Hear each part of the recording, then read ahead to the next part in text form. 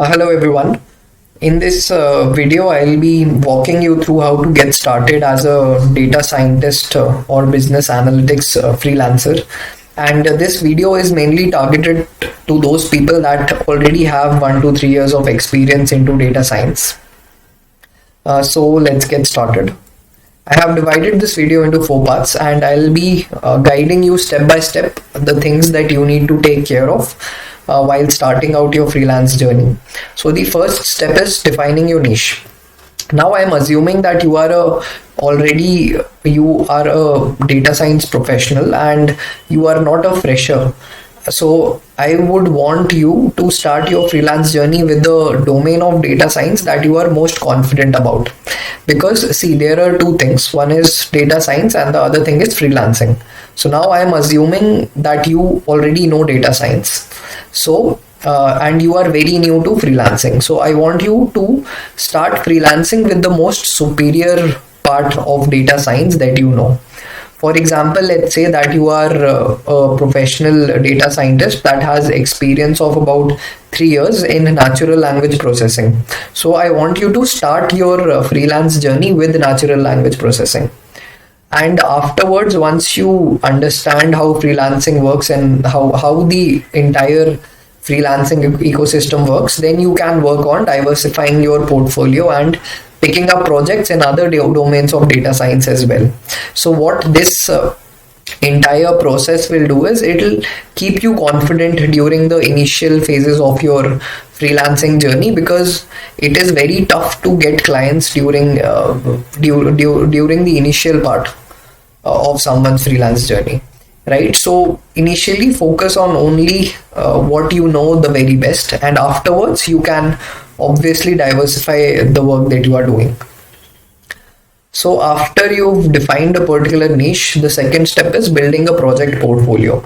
So whenever you approach a new client, the client would ask you for the previous work that you've done.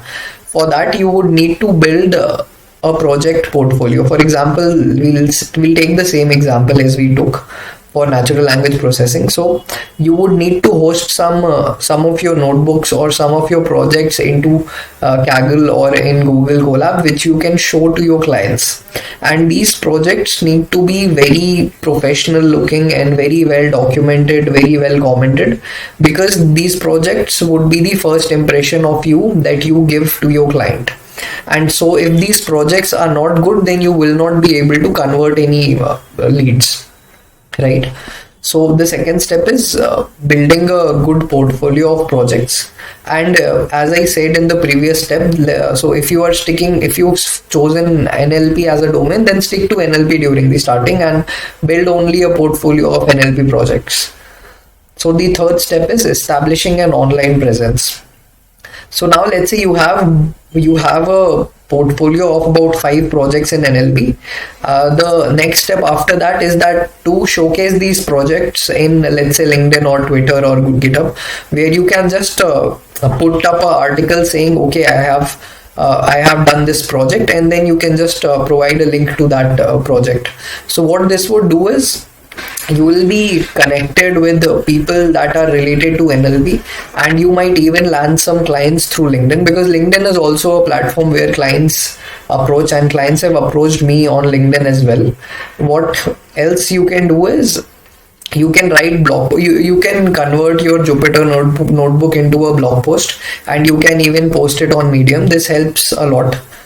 So it will help you in two things. One thing, that you will have a nice, neat blog post that you can showcase, and if there are any article writing related tasks, then you can already showcase to your client that, okay, I have worked on blog posts earlier. Here are a few of the blogs that I've written, right?